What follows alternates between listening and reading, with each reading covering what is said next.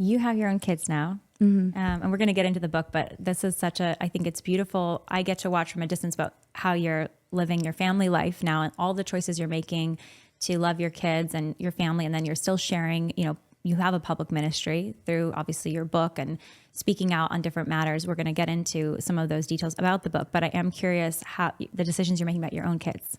Yeah. Because I think, you have so far not done reality TV at this time with your kids.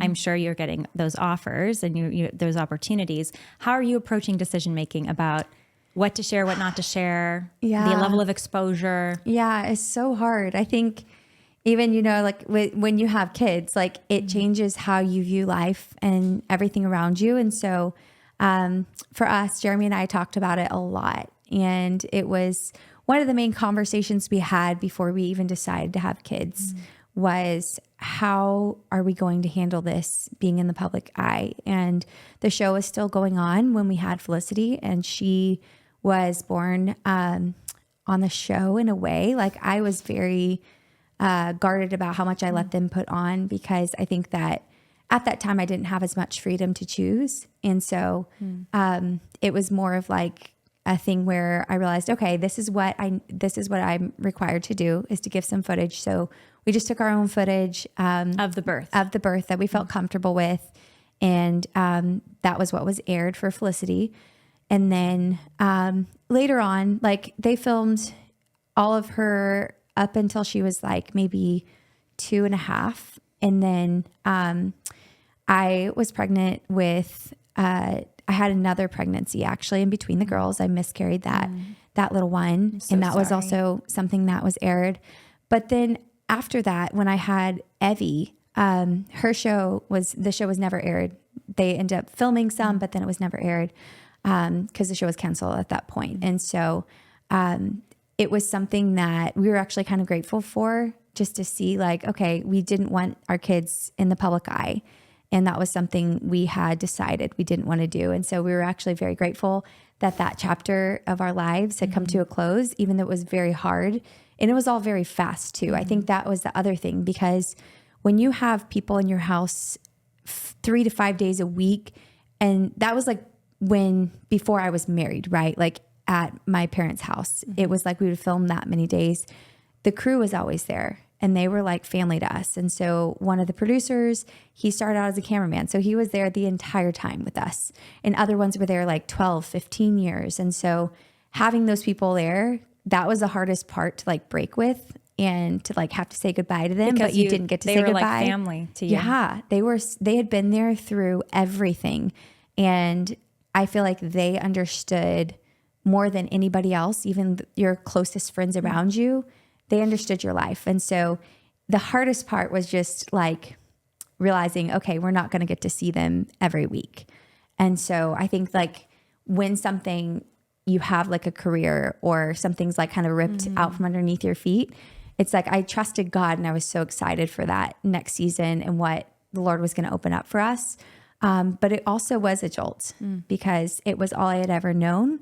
And it was just a huge transition for us.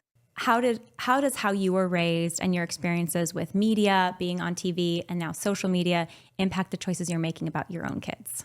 Yeah, I think initially it started out really, really good and positive. I think the older you get, it's harder because there are more relationships to juggle, and family and business come together, and it is difficult. And so I think that for our kids, we've chosen to like keep their lives very private and not show their faces on social media.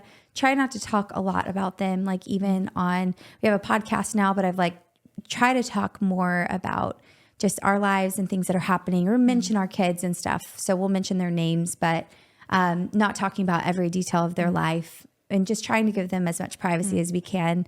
Because there are details that I think the older you get, you realize like, okay, maybe some things shouldn't be shared. And I don't have any, like, I'm not looking back at those years of filming and having regret, like thinking, oh man, I so wish I wasn't on TV. Because I also see how God had orchestrated that and used it. And he's still using it today, even though it was hard. And there are days where, yes, you might wish that you could just fade into the background.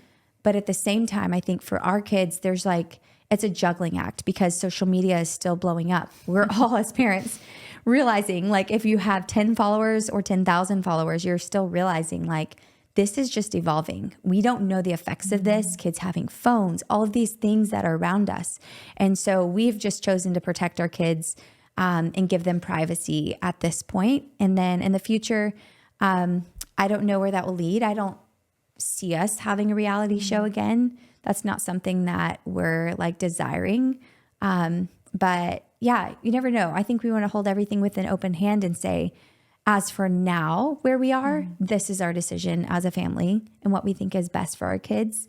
And then as they grow older and have their own opinions, like we're open to like hearing what they have to say and seeing what they want to do and exploring that.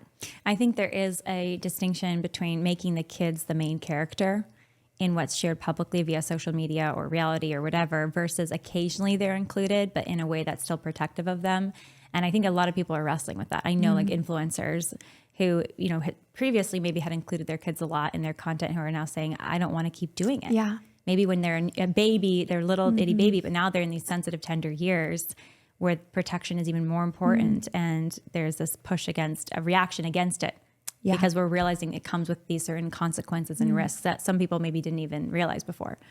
Yeah, for sure. I think so. I definitely think that will affect a lot of parents and their decisions moving forward. And that's where it started for us too. And as soon as I got on social media, I was older when I got on Instagram, but still just seeing all of the negativity that comes there. And there's also a lot of good that can come from that. And so, like I said earlier, it's like the why behind it. Why are we sharing this? And who are we trying to please? And what do I want to get back from this? So when I want to share, I'll share something on there. And then other times we'll keep some things private, and we won't share every single detail of our kids' lives with the world. Yeah. So what inspired you to write Becoming Free Indeed?